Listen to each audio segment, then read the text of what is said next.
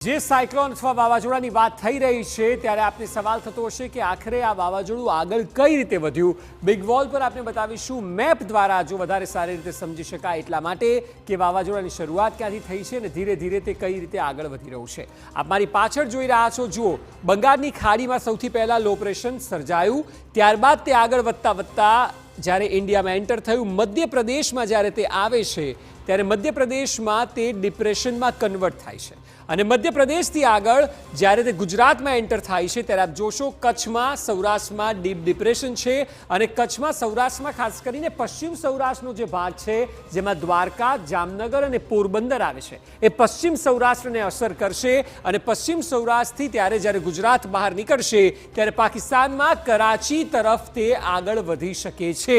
એટલે આવતીકાલનો દિવસ ખૂબ નિર્ણાયક હશે, ખાસ કરીને કચ્છમાં અને સૌરાષ્ટ્રમાં પણ પશ્ચિમના પટ્ટામાં કે જ્યાં મુખ્યત્વે 3 જિલ્લા, જે મેં કહ્યું તે મુજબ જામનગર, પોરબંદર અને દ્વારકા આવે છે, જ્યાં અવિરત વરસાદ તો છે જ। આવનારા સમયમાં 24 કલાકની અંદર આપ જોશો કે આ પટ્ટામાં કચ્છ સહિત સૌરાષ્ટ્રમાં ભારે પવન ફૂંકાશે અને એ ભારે પવન સાથે વરસાદ હશે। એટલે આવતીકાલનો દિવસ ન માત્ર વરસાદ માટે પરંતુ વરસાદની સાથે સાથે પવન પણ ભારે હશે। બંગાળની ખાડીથી શરૂ થઈને કચ્છ અને સૌરાષ્ટ્ર અને ત્યાંથી પછી આગળ જઈને તે પાકિસ્તાનમાં કરાચી બંદર તરફ આગળ વધતું જોવા મળશે।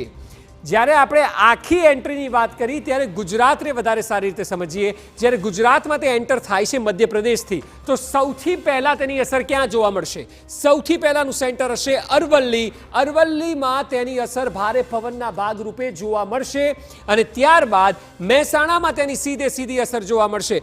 ત્યાંથી સીધા આપ જોશો તો પાટણ અને ત્યારબાદ કચ્છ સુધી આવી ગયું છે। એટલે જે વાતાવરણમાં પલટો આવ્યો છે તે વાતાવરણમાં પલટો અરવલ્લી, મહેસાણા, બનાસકાંઠા અને પાટણમાં જે આવ્યો તે આ વાવાઝોડાને કારણે આવ્યો અને હવે તે કચ્છમાં